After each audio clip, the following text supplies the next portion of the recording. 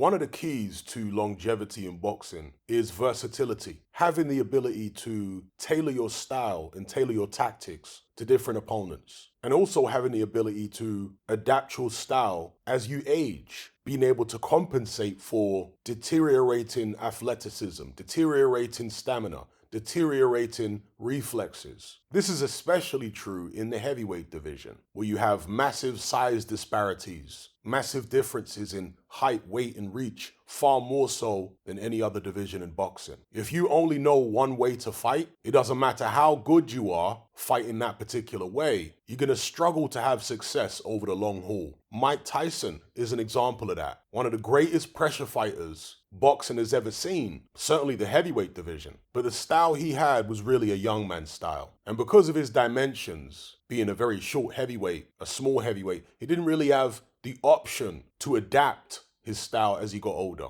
And so he became exponentially more beatable. But taller heavyweights who are athletic enough do have the option to adapt their style over time. I say all this to speak about Ben Davison and Anthony Joshua. Back in 2016, when Anthony Joshua was getting ready to challenge Charles Martin for the IBF heavyweight title, Tyson Fury said the following: "Joshua can't box. He doesn't have a jab. His movement is terrible and he's wide open with no idea how to defend himself. The game is not at all about bodybuilding. It's about knowing how to box. He's getting knocked out. Martin's not the greatest, but he's a big southpaw, which makes him awkward to fight, with a heavy punch, which makes him dangerous. He moves well and he's calm, balanced, and patient in the ring. Joshua needs a miracle. He really is useless." Fast forward to 2019, in the lead up to the Joshua-Ruiz rematch, Tyson Fury said, "I see he, as in Anthony Joshua, has lost a bit. People saying he's got too much muscle and all that. But really, that can be taken out of context as well. You can't change a bull into a racehorse. It doesn't work like that. A racehorse can't tow a wagon or a heavy load. Doesn't work. So if you take that big heavy horse, strip his muscle off, and then put him in the same cart he was in trying to pull that heavy load again,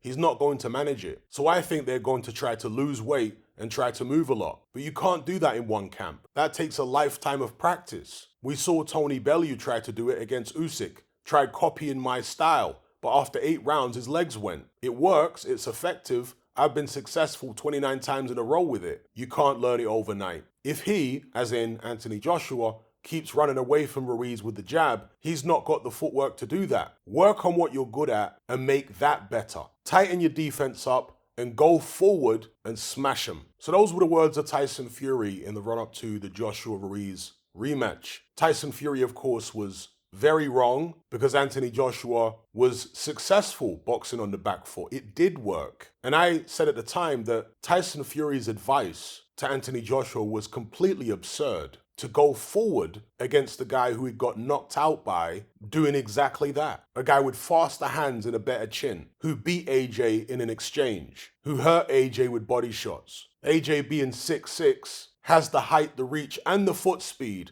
to outbox Andy Ruiz. But Tyson Fury advised against it. Anthony Joshua is not as good on the back foot as Tyson Fury. We know that. But he didn't need to be to defeat Andy Ruiz using those tactics. As I said earlier on in the video, it's about tailoring your style to particular opponents. Anyway, Tyson Fury was still with Ben Davison back in 2019. I think he left him towards the back end of that year, but around the time he made these comments about AJ, I believe he was still with Davison. With that in mind, I'm going to give you a recent quote from Anthony Joshua here, who is speaking in regards to Ben Davison. He said, "I went to a stage where I was trying to change my style. A bit of back foot boxing, box behind the jab, stick and move, not be explosive, control the pace, stuff like that. But Ben was like, that's not your body type. You're a big unit, you're explosive, go knock people out."